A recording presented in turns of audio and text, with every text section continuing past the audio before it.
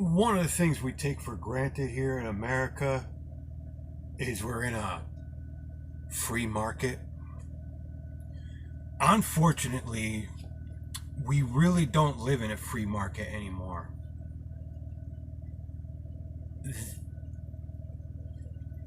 There's a lot of things in the market that are designed to protect those that have already established a business. Essentially, what we've become is we're soft Nazis. People don't understand that. What happened in Germany and the way Hitler took over the economy, we're living in that right now. But we're living in it under a false guise. And a lot of us don't see it because, ironically, credit. But that's why most people don't understand what's really happening in our economy right now, because people like to say wages are going up. Wages are going up if you look at them from year to year to year, but at the same time, nobody understands how much wages have also gone down as far as their actual growth. Instead of growing like this, they're growing like this. And the reason for this is because of the Nazi style interaction that the government has engaged in to help big business. Now, I'm not exactly against big business. I think big business has every right to succeed, but I think big business has the same exact right to fail. And that's where our government has decided that big business doesn't have that right to fail. This is going on in the trucking industry right now, and the history is there, but nobody wants to look at it, because if they look at it, the politicians have to accept that they created what's happening, and the politicians have to accept that they were wrong. And the hardest thing to ever get a politician to do is accept that they were wrong. Right now, what's going on in the trucking industry is the same thing that happened in retail. The trucking industry is currently entering and starting to go through the Walmart model. I use the Walmart model because most people do not understand how devastating the Walmart model has been to the economy. Now, I'm not against Walmart being the largest retailer in the world. Hey, if you can do it on your own and succeed, all the more power to you. The problem with the Walmart model is it was not done on their own, not on the playing ground that free market expects them to have succeeded. The problem with the Walmart model is government interceded. So, for example, a lot of people don't understand how much Walmart, by power of the government, has devastated communities. I mean, some people do, and other people, they're just blind to it because, they think, oh, well, I save money at Walmart. And it's a great thing. I mean, if you can build a business where you can save people money, that's a good thing. The problem with the way the Walmart model has done it is Walmart, in the beginning, it was done the right way. They were an honest corporation. I mean, I like to believe Sam Walton right now looks down at what Walmart became and is just disgusted, because he built an honest business, but then that honest business got taken over by corporations, and those corporations then basically stakeholders, which that's not a bad thing either. The problem is the way the power gets abused. So those stakeholders then went and they invested into lobbyists. And so then these lobbyists go into towns and they say, hey, listen, Walmart's a great thing for this is how it all started. It's a great thing for your community, which in the beginning, it seemed like it really was. I mean, you bring in a Walmart, it spurs competition, and it brings in lower prices because of their buying power, which all that for the free market is a great thing.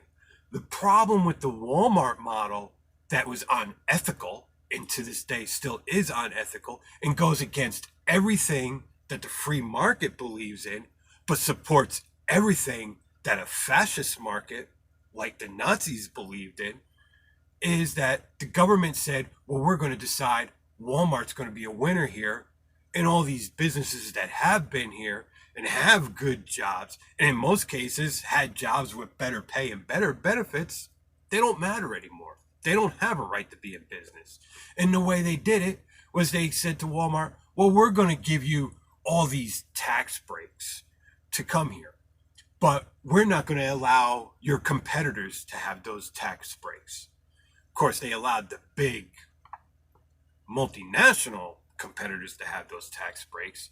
But if you're part of the middle class and you're building it by the same model that Walmart built, or most businesses essentially built, they take away your chance at success. The government did this because the government said by giving them all these tax breaks, the mom and pops don't get these tax breaks. So that meant while Walmart is operating almost tax-free, if not in some cases completely tax-free, what they were also doing was they were adding extra burden onto the taxpayers by also they're running out these mom and pop businesses, which let's say you worked at Walmart at the time and you might have been making $8 or $9 an hour, which might have been above minimum wage, but the jobs they were running out were jobs that could have been paying $10, $11, $12 an hour. So they were destroying the local economy.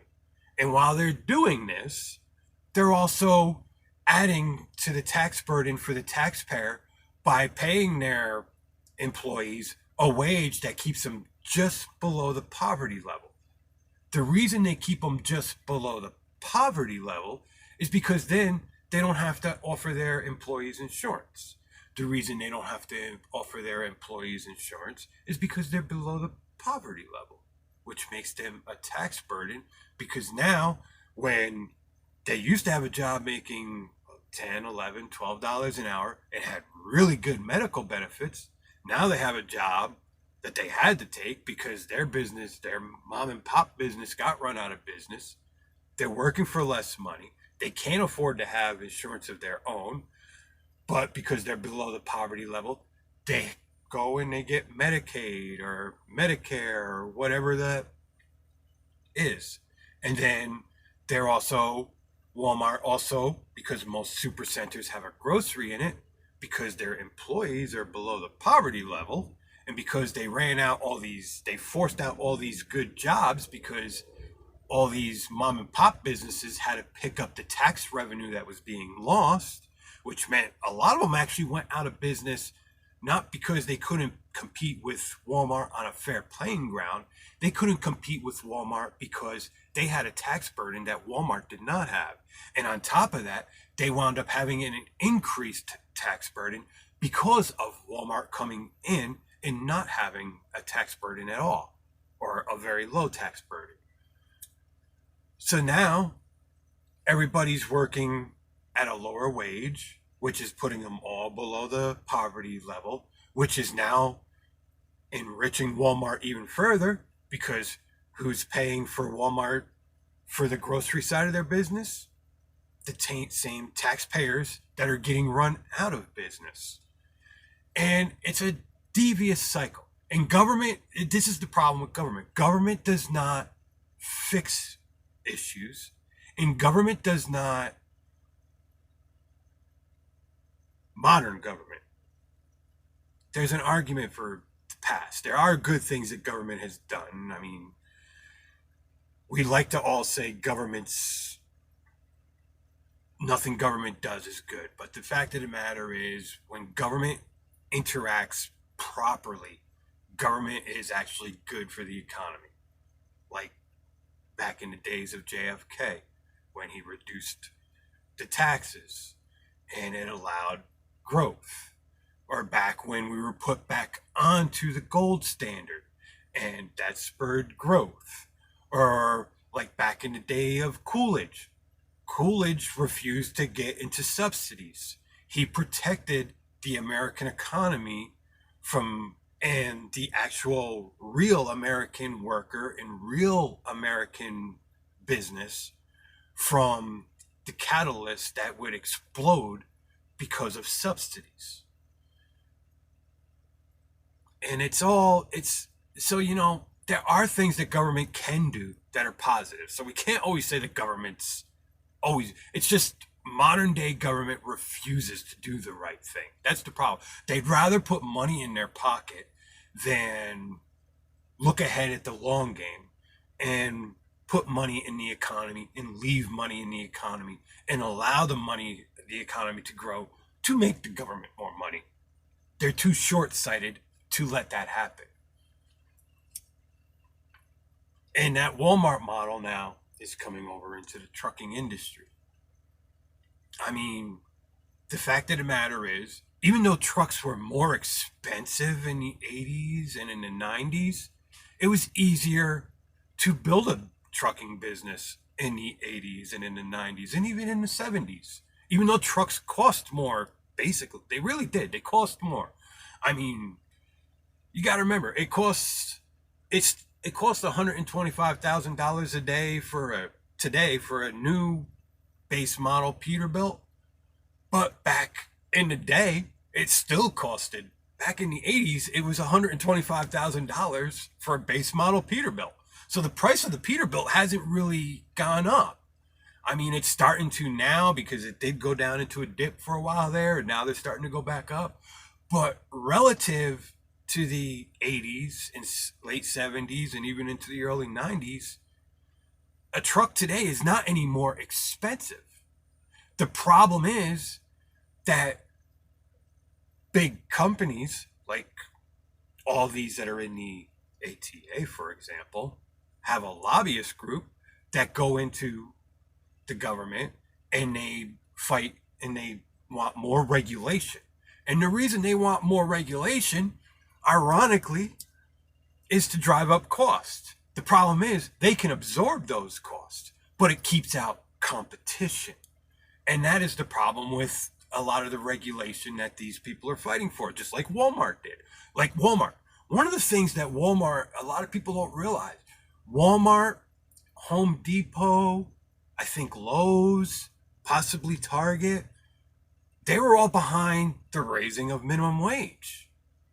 Who can absorb minimum wage the easiest? Of course, those big corporations. Yeah, it hits them on a bigger dollar level, but the fact of the matter is, because they're so big, that dollar level as an actual percentage is lower than what it's going to cost the mom and pop. Even though for the mom and pop, when you look at it, if they only have 2 employees and you raise the minimum wage, say from $8 an hour to $12 an hour, yeah, that's only a $4 increase. So for the mom and pop, that's an $8 an hour increase. So instead of hiring that third employee that they were thinking about hiring, they're absorbing it like that. But for Walmart, that's on a much lower percentage because they got so many employees and they got so much more money coming in and they have so much more purchasing power and they have so many more tax breaks that they're allowed to take advantage of. And they have so many more ways that they can absorb that for them, even though it's the same amount per employee, and overall, when you look at it at a dollar figure, it looks like more. The reality is, for a percentage, it is much, much lower than the guy who only has 2 employees. For the guy who has 2 employees, that's a third of his workforce because the employee that he was just thinking about hiring, now he can't hire that employee. So that's a third of his workforce. And for someone with a small business, that's a major impact. And another thing is, the way real free market works, everybody gets a chance to succeed. And the only way for a business to grow is you have to invest into people, or you have to find people that will invest their labor into your company. That is the whole concept behind employees. Employees What an employee really is an investor. They're not a commodity. They're an investor. Just like when I buy stock on Wall Street. I mean, I don't really have much money in it right now, but I have a couple dollars. I've been buying up little penny stocks, and so I'm investing in those companies. The same way I'm investing in a company that I'm dealing with right now because it's in my interest that they succeed. If they succeed, I have a job. That's my investment. My investment is my labor. And my labor is my investment into their company. And it's in my interest that they succeed so that just like when I invest in a stock and it's in my interest that that stock succeeds, it gives me a return. And that's a fundamental concept that has greatly been lost. And a lot of people don't understand that. People think as an employee, you're a commodity. You're not a commodity. You're an investor. And it's in your interest that the business that you're investing in succeeds. And that's another thing that because of government interaction, most people don't understand this concept anymore. And they don't understand the reality of that. So, I mean, there's so many things about this. Everybody wants to look for a silver bullet, but there's not a silver bullet. And right now, the trucking industry is really going through the same turmoil that the retail industry went through. There was a time when having a retail job, it wasn't the greatest job in the world, but what you did was you went into fast food. Fast food was the entry level job. You went into fast food, you worked in fast food for minimum wage, you gained your credibility in fast food, and then your next goal, if you didn't go to college, was to get into retail. And the reason for that was because in retail, you weren't hired at minimum wage. You were always hired above minimum wage, and you tended to have benefits. You tended to have paid vacations. You tended to have paid holidays off. It was still a part of climbing the ladder. It's just like anything else. And that was one of them things where you can jump into. And then when working in retail, you gained more working credibility. And then you could decide what you wanted to do with your future. Did you want to go to college because now you were in a job making above minimum wage, making better money, working full time, and you could go to college part time, and you could go and you could decide, well, I want to work in the business world now because I really like retail. Or you could go to a technical school and you could decide that no, instead I'm going to drive a truck and I'm going to start a trucking company, but that was the whole way it used to work. Even when I was a kid, even though I came in at the beginning of the decline, it was still that way for me, even through my early 20s. It was as I got into my late 20s that it really all took that big change. And because of the Walmart model, retail work now just became another entry-level job. And it just became another minimum wage job. And it became another dead-end job. And though Walmart has blame in this, the people that are most at blame are the people in the government that said, yeah, we're going to let you do this. We can blame Walmart for creating the model that's destroying the economy, but Walmart's not the one to blame. Walmart only made the offer. It's the people we entrusted with our futures to lead our country that said, oh, you know what? My pocket is more important than the people that I'm supposed to be representing. And those are the people that are really to blame here. And unfortunately, to fix this, you have to start reversing the Walmart model, which means now Walmart has to sow the grains of their crop by taking the losses that are going to come with the reversing of what the government has done. But the government has no choice. The government has to reverse this.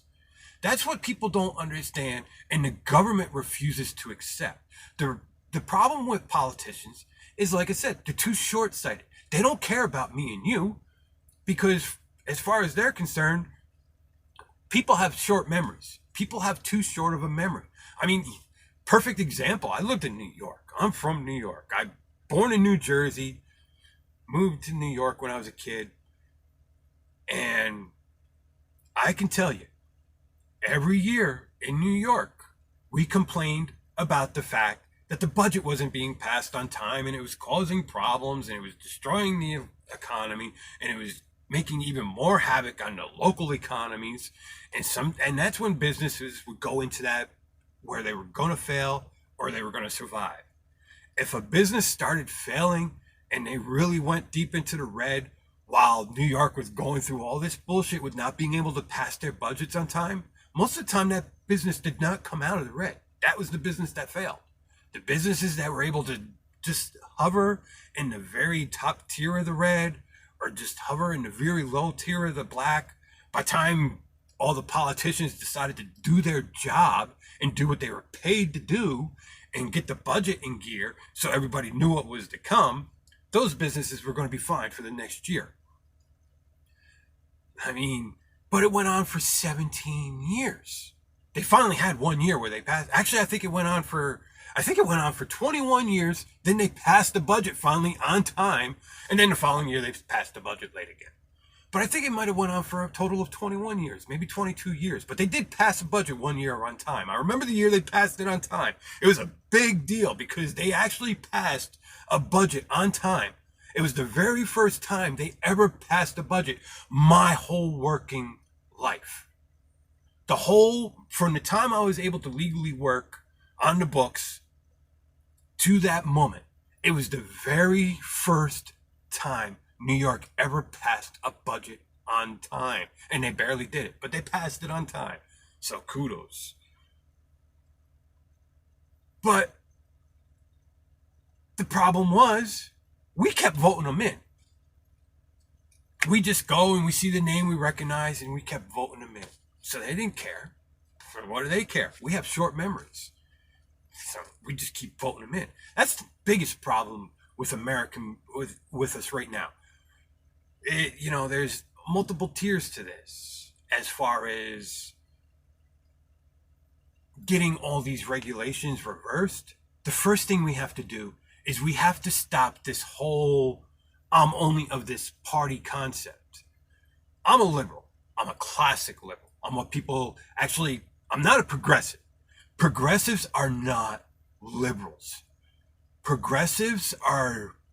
Liberals and conservatives have more in common than, actually, conservatives and progressives actually have more in common than liberals have in common with progressives, and it's some on multiple levels that people don't realize. But fundamentally, conservatives and liberals actually have more in common than we do with progressives. We have nothing at all in common with progressives. I mean, the things we have in common with progressives are so minor. Like, for example, the one thing I agree with progressives with is that gay marriage should be legal. But the thing I disagree with progressives with is that the church should be forced to break their doctrines and embrace gay marriage. That's the only reason I embrace gay marriage and say that it should be legal is because the states decided that they wanted to get involved with marriage. So they have this marriage contract. But that marriage contract isn't bound by God.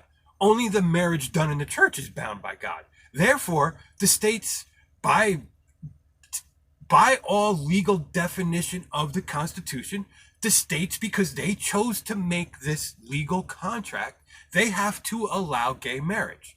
And there's nothing wrong with it. As far as I'm concerned, as long as you're not forcing the church to do something that goes against their doctrine, even though I come from a Catholic family. And I hold on to a lot of them values, but I'm not a Catholic. I'm a deist. I believe there's a higher being that we see as God. What it is, I don't know.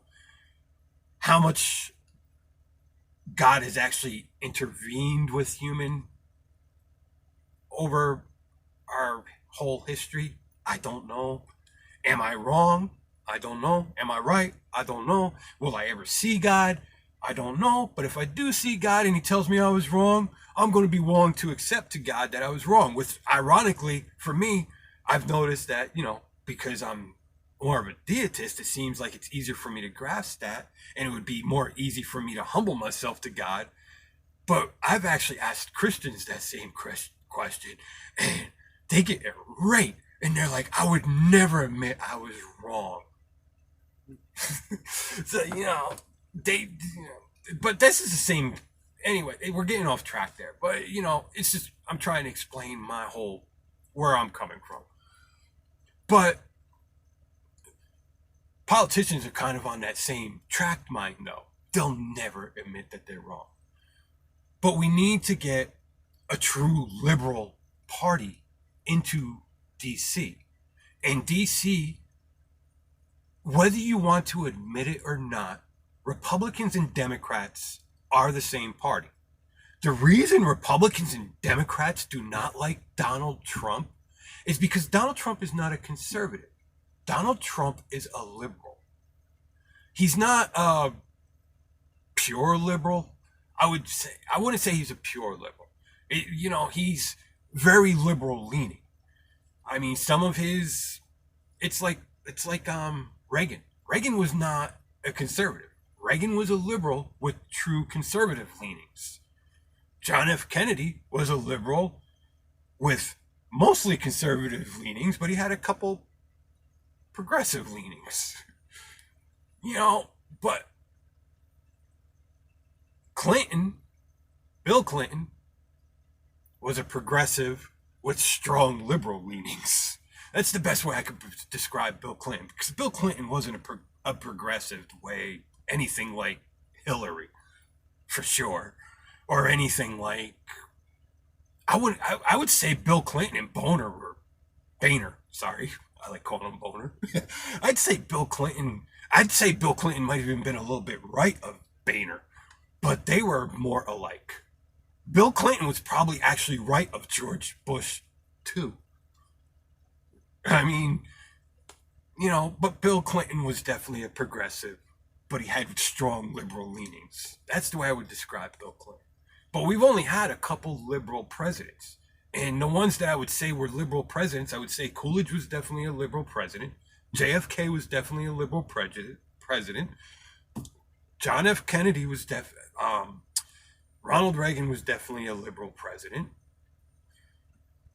And I would say Donald Trump is a liberal president.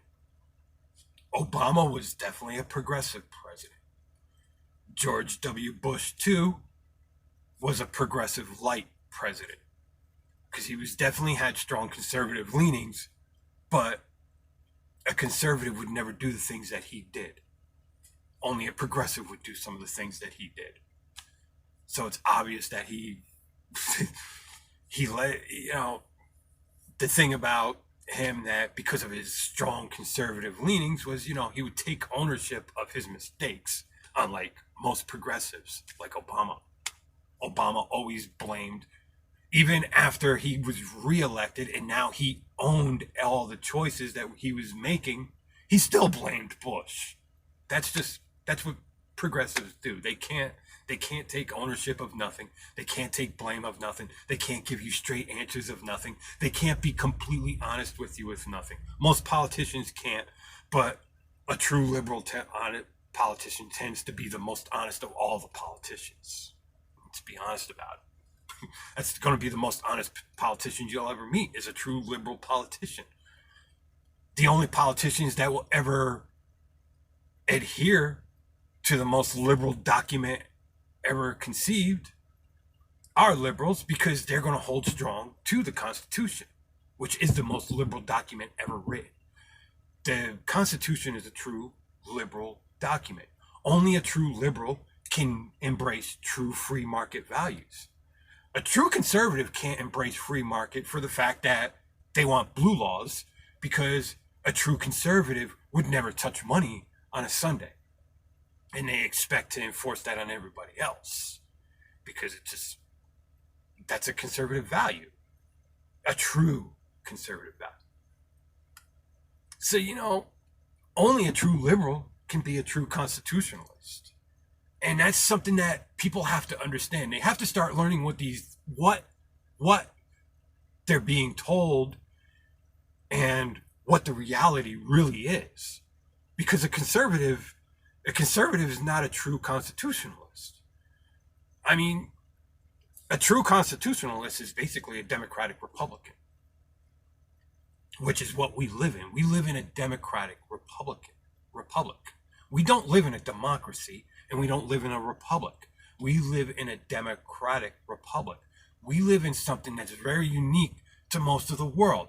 The closest thing that I know for sure to us is England, and in England, even though they're becoming a democratic republic in many ways, there's still a hierarchy. There's still a hierarchy. I mean, they still have a queen. They still have, even though it's not practiced as much as it used to be, there is still some true class identification in England. I mean, I'm not bashing England. I think the way that they live in their country and the way they do things and the way they treat it works great for them. And you'd be surprised if you've never been to England.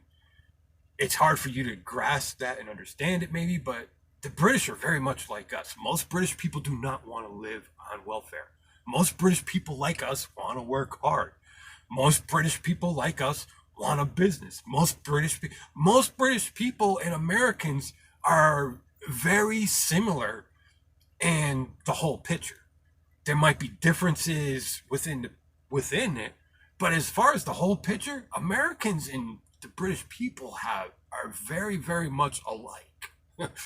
Most people do not want to live on welfare in England. That's a misnomer. They have a better safety net system, and liars like Bernie Sanders likes to mislead Americans on how their education system works, and other liars on the conservative side like to lie about how their education system works, because everybody has their own political agenda. But for them, it works great, and it's actually a very good model. And there's parts of that model that, with the student loan crisis, for instance, could be used. I don't, unfortunately, because of, like, with their education system, we could never adopt their whole education system because the unions have destroyed the capability of ever being able to do that.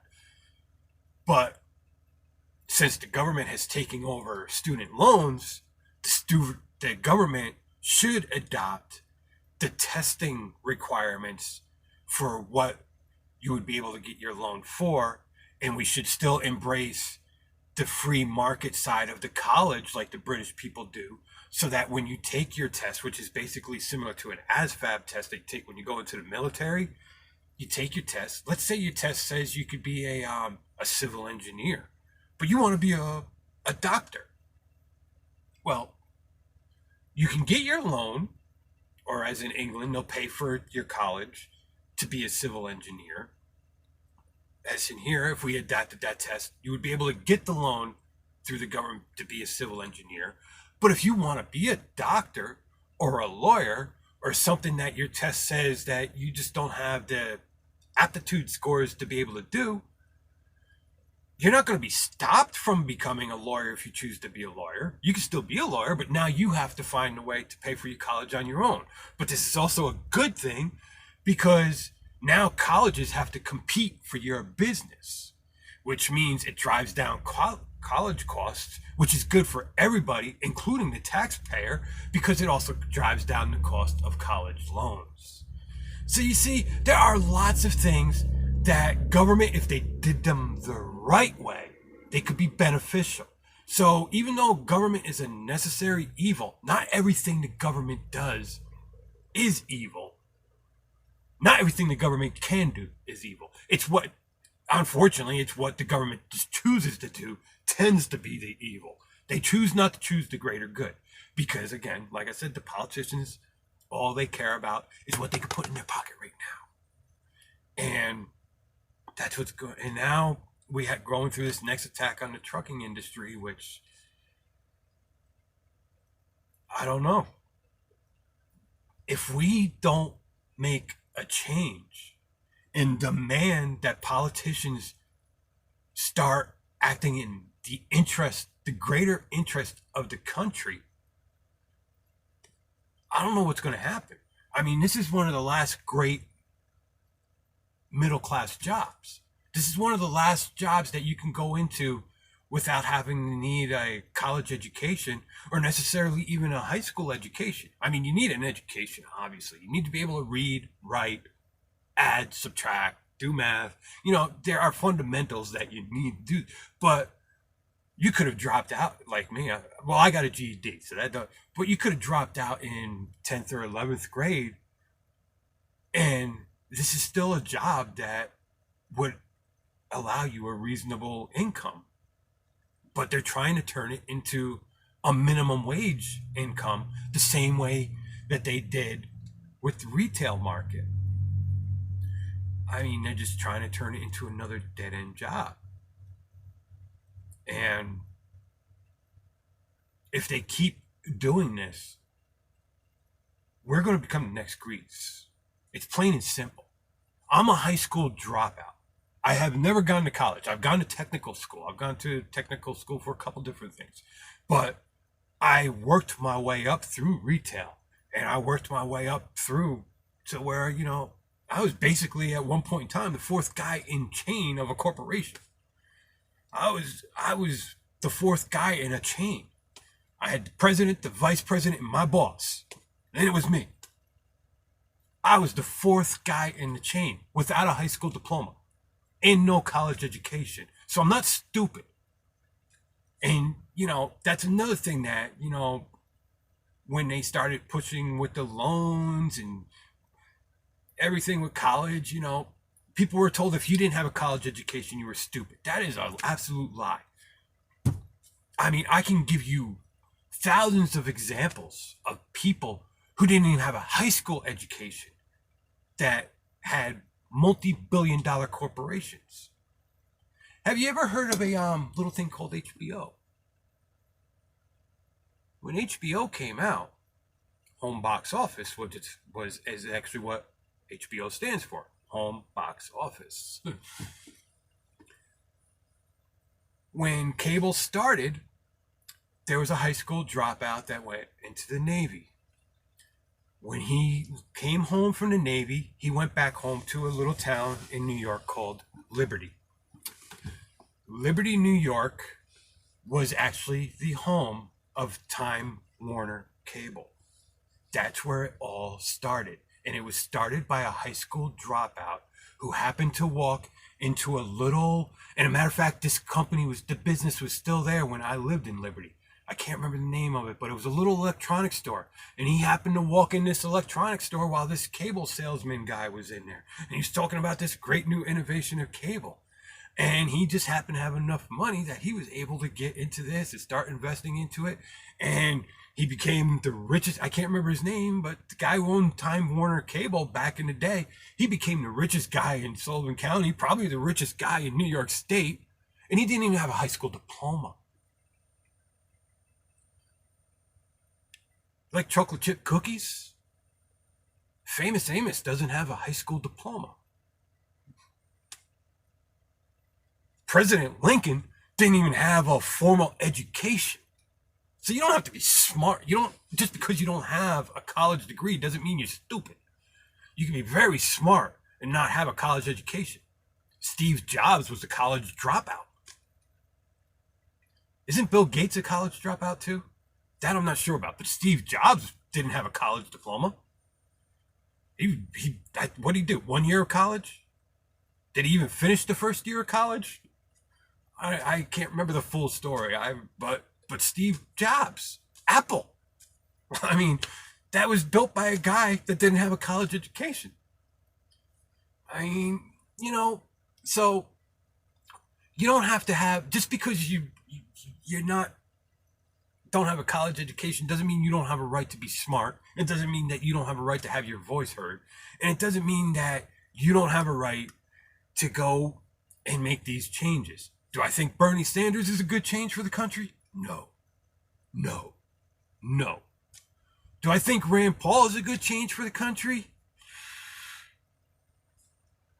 Rand Paul is a much better change for the country than most. Most libertarians don't agree on everything. Most liberals, we tend, even inside, we have views of points that we differ on. I think we should maybe abolish the UN. I do kind of agree with that, but I think the US military should still be there to support our allies. So, I think we should start rolling back the money that we're shipping overseas to all these different countries. I don't think we should just end it. I think we should start rolling it back, just like we should start rebuilding the American economy and correcting all these atrocities that these politicians have created and rolling back some regulation. I do think the EPA needs to be reeled in, but I don't think the EPA should be completely destroyed, because we do need someone there that can guide and make sure that we're doing things right for our environment. But it should be somebody that's not going to abuse that power like our current EPA does. I think even here with what we deal with, the FMSCA, did I say that right? I think they need to be reeled in. I think we need rules and regulations in an industry like the trucking industry, but we do not need this overburdensome amount of rules and regulations that we have in the trucking industry, because in all honesty, it's making the job more and more dangerous. I mean, there comes a point. You need rules and regulations to keep people safe and even to keep the people involved in that industry safe. But there comes a tipping point, and we're at that tipping point. We're actually beyond that tipping point. We're in the tipping point where now the rules and regulations are so overburdensome that it's actually making my job harder for me to do, and it's making me a danger on the road because I'm constantly stressing the rules and regulations instead of worrying about what I'm doing. We're beyond the tipping point now, so we need to roll back. And that's what people need to understand. And government is all... we need real politicians. We need people that are actually going to act in the interest of the country to start rolling back rules and regulations to a reasonable extent. There's in time when we start correcting things and we start allowing industry to come back to America, I don't think plants should be allowed to spew out into the Hudson River like GE used to be allowed to do. I think GE can operate in a cleaner manner than that. But I grew up and I do remember the pollution in the Hudson River. I mean, born in New Jersey, we used to be able to just drive right there and the river stunk. It was nasty. You didn't even touch I remember being a kid and being told not to touch the water. Don't put your hands in your mouth after you touch the water. Now, even though the river's still dirty, it's nowhere near as dirty as it used to be. It doesn't really stink anymore. I mean, I guess if you're not from there and you go there, you might smell it now, but it used to be where even when you lived there, you would smell it. But it's not like that for the people that live there anymore, at least, so it's definitely cleaning up. You can start eating the fish out of the Hudson River again. There was a time you couldn't eat the fish out of the Hudson River. Now you can eat fish out of the river again. And other rivers, the Neversink River, my favorite fishing place in the world. There was a time where there was a lot of places you couldn't fish on that because poultry plants were dumping all their waste into the river. But the EPA changed. There's things that the EPA did that were good. So, it's not that we should just abolish all these things, but we need to get people in there that are going to roll back things to at least give everybody that fair playing ground again. Because the economy, if the economy is rigged, everybody's going to lose, including all the people rigging the economy. And they're too, like I said, again, they're too short-sighted to see this, because they think they're always going to be in power and they're always going to have money. But the best example to point to explain how that's not the reality is communism. How many people supported communism thinking, oh, well, I have money and I have influence and I have power, so I'm going to be safe from what this is going to do to the people that I want to control. And then they became one of the controlled. So that's what we really need. And it's time for people to start getting people into DC especially. I mean, there's some libertarians that I agree with more than others. And I think they'd be a good start to getting people into DC.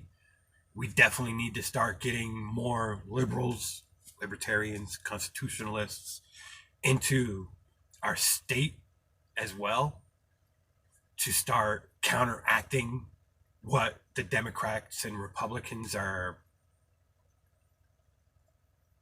working together to do.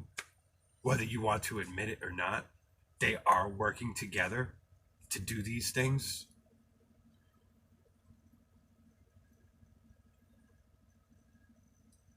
They try to do things to keep us divided intentionally so that they can keep working together. And we need a third party in there that's going to shake things up and say, no, we're here to represent the American people. And this is what the American people want. And it's going to be the liberals, libertarians, constitutionalists, whatever you want to call us, that are going to go in there. And one of the things that we would probably push for the change for, and in the end probably win, it might be a long fight, but in the end we'll probably win it, will be something like term limits, which are needed because these career politicians are just abusing power. And the problem is, anybody who goes in to DC with the best intent in the world, they could go in there with a halo on their head that was given to them by God. But when they keep getting reelected and reelected and reelecting, they're slowly getting them horns, because it's just, that's the effect of power. Most people can't handle power. Very few. I don't know how I've managed to keep control of some things that I know. I went to, like I said, I was in a corporation. I was the fourth guy in line. They taught me how to do things that most people in my position right now would take advantage of. They taught me how to embezzle. They taught me how to cook books. They taught me how to steal. They taught me how to rob, because I was the head of loss prevention, and I had to know how to go in and find these people and catch people doing this. And they actually taught me how to shoplift even. They taught me how to be a criminal. And the fact that I know the things that I know, and I know how to take advantage of those things, I don't know how I stay honest. I really don't. Most people can't. I've had people that I had to take underneath my wing when I worked for this company. And some people betrayed that trust. And I'll never talk to them people again, because they've done something that I will not do. And we need politicians like that. That's what we need. We need to find people like that have that mindset like I have, where even though I'm taught how to do all these things and I can take advantage of these things and I can make my life so much better, so much easier, but I don't, because I'm honest. And that's what we need. We need to find people like that to put into government. And career politicians are not those people. It's sad, but it's true. A career politician just is incapable of it.